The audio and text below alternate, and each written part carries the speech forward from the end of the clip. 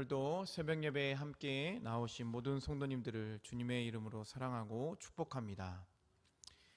어제까지 우리는 히브리서 9장의 말씀을 통해서 대제사장의 핵심 사역에 대해서 우리 말씀을 함께 나누었습니다.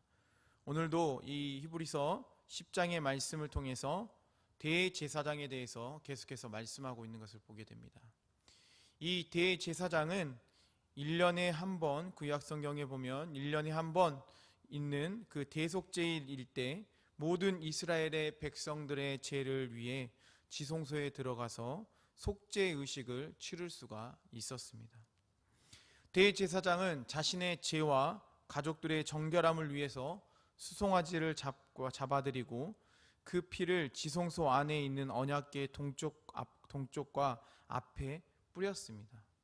또한 이스라엘 백성들의 죄를 위해서 순념소를 잡아서 그 피를 속죄소 위와 앞에 뿌렸습니다.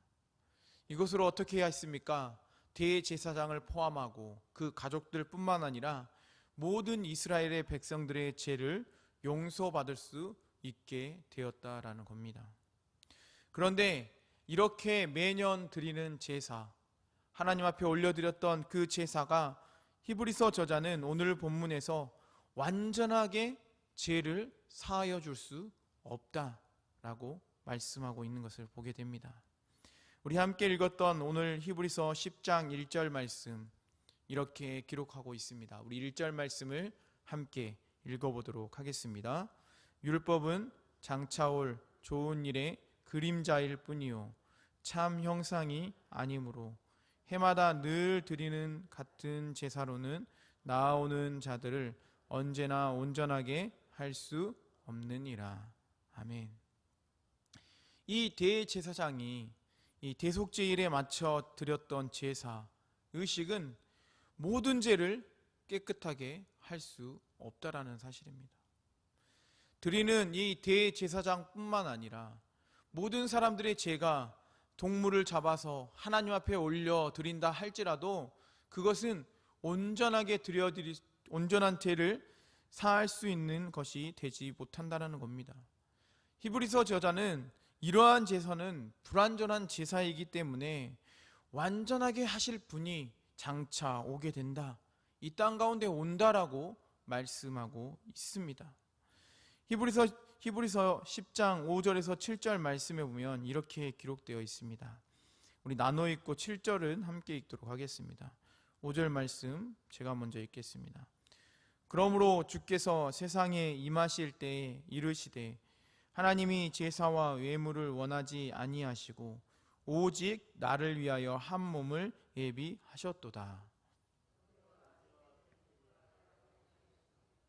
7절 말씀 함께 읽겠습니다. 이에 내가 말하기를 하나님이여 보시옵소서, 두루마리 책에 나를 가리켜 기록된 것과 같이 하나님의 뜻을 행하러 왔나이다 하셨느니라. 아멘. 말씀에 보면 하나님께서는 번제와 속죄제를 기뻐하지 아니하시고 나를 위해 한 몸을 예비하셨으므로 그것을 행하러 왔다라고 말씀하고 있습니다. 이 구약에서 행해지던 수많은 제사는 완전할 수 없기 때문에, 불완전한 제사이기 때문에 하나님은 미리 하시고 완전한 제사를 준비하셨습니다. 한계를 초월하고 불완전함에서 완전함으로 옮겨지는 단 한 번의 제사를 위해 예수님께서 이 땅 가운데 오셨다라는 사실입니다. 또한 율법에 의해 드려졌던 제사, 옛 언약을 폐하고 새 언약을 세우시기 위해 이 땅 가운데 예수님께서 오셨다라는 겁니다.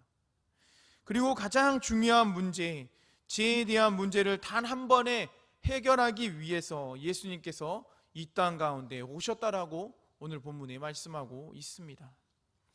우리 함께 히브리서 10장 10절 말씀을 함께 읽어보도록 하겠습니다. 10절 말씀입니다. 이 뜻을 따라 예수 그리스도의 몸을 단번에 들이심으로 말미암아 우리가 거룩함을 얻었노라. 아멘.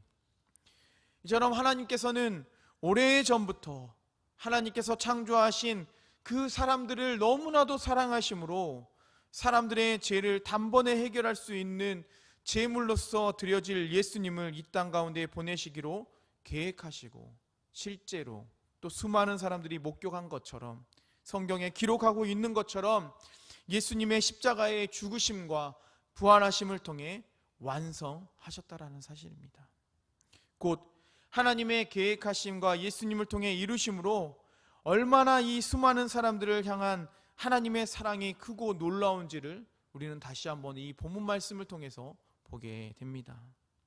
또한 예수님께서 십자가에 죽으시고 부활하신 사건은 기독교 역사에서 너무나도 중요한 사건입니다. 만약 예수님께서 십자가에서 죽으시고 부활하지 않으셨다면 우리는 하나님을 또한 이 기독교를 믿을 이유가 없을 겁니다. 이 사건을 통해 기존 이 제사장들이 드렸던 그 번제단에 드렸던 그 모든 제사들을 폐하셨습니다. 제사장들은 번제단에서 매일 아침과 저녁에 짐승을 잡아 제사를 지내고 1년에 한 번 대속제일에 대제사장이 자신의 가족과 백성들을 위해서, 이스라엘 백성들을 위해서 짐승을 잡아 죄를 용서받기를 위해서 하나님께 온전히 드렸지만 그 제사는 온전하지 못했다라는 사실입니다. 그러나 예수님께서 십자가에서 모든 사람의 죄를 위해 자신을 제물로서 드리심으로 모든 사람들이 죄에서 자유롭게 될 수 있는 길이 열리게 되었다라는 사실입니다. 그렇다면 성도님들, 어떤 사람들이 죄에서 자유할 수 있게 되었습니까? 우리 로마서 10장 9절과 10절 말씀에 이렇게 기록되어 있습니다. 제가 로마서 10장 9절과 10절 말씀을 읽어드리겠습니다. 내가 만일 내 입으로 예수를 주로 시인하며 또 하나님께서 그를 죽은 자 가운데서 살리신 것을 내 마음에 믿으면 구원을 받으리라. 사람이 마음으로 믿어 의에 이르고 입으로 시인하여 구원에 이르느니라. 아멘. 이처럼 예수님께서는 죄에서 자유할 수 있는 길을 열어주셨습니다. 모든 사람들이 로마서의 말씀에 기록하고 있는 것처럼 예수님을 믿고 시인하고 고백하면 그 어느 민족, 어느 누구라 할지라도 누구든지 구원에 이를 수 있는 길을 열어주셨다라는 사실입니다.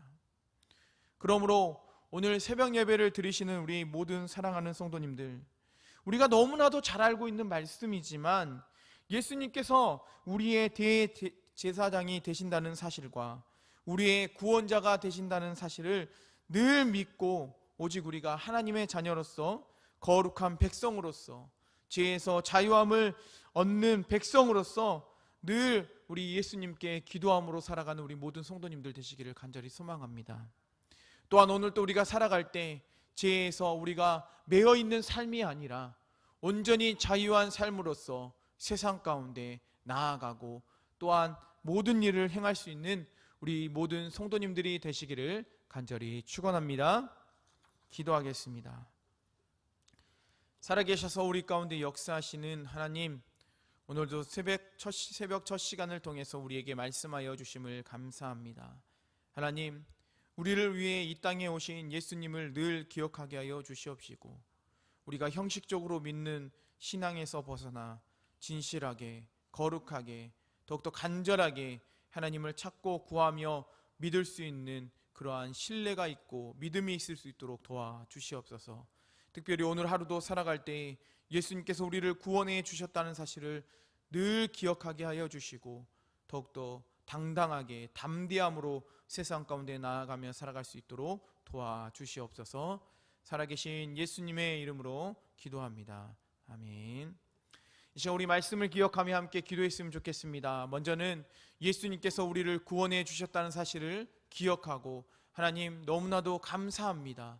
나를 구원해 주시고 나를 붙들어 주신 그 은혜에 너무나도 감사합니다라는 우리 감사하다는 그 믿음을 가지고 하나님께 기도하기 원하고 또한 특별히 이 시간에 다시 한번 기도할 때에 이 우리나라뿐만 아니라 전 세계에 여러 가지 정말 어려움들이 있습니다. 속히 회복시켜 달라고 기도해 주시고 특별히 이제 다음 주부터 교회 학교 모든 여름 사역들이 시작됩니다. 블레싱으로부터 시작해서 드나미스 청년부까지 이르기까지 모든 여름 사역들이 날씨뿐만 아니라 모든 초청되는 강사와 오시는 강사들과 또 오고 가는 길도 하나님께서 붙들어 주시고 지켜달라고 기도해 주시고, 또한 모든 성도님들이 내일 거룩한 주일 함께 은혜 받는 시간이 되게 해달라고 기도해 주시고, 마지막으로 우리 모든 성도님들이 가지고 나오신 기도 제목 갖고 기도하시다가 돌아가도록 하겠습니다.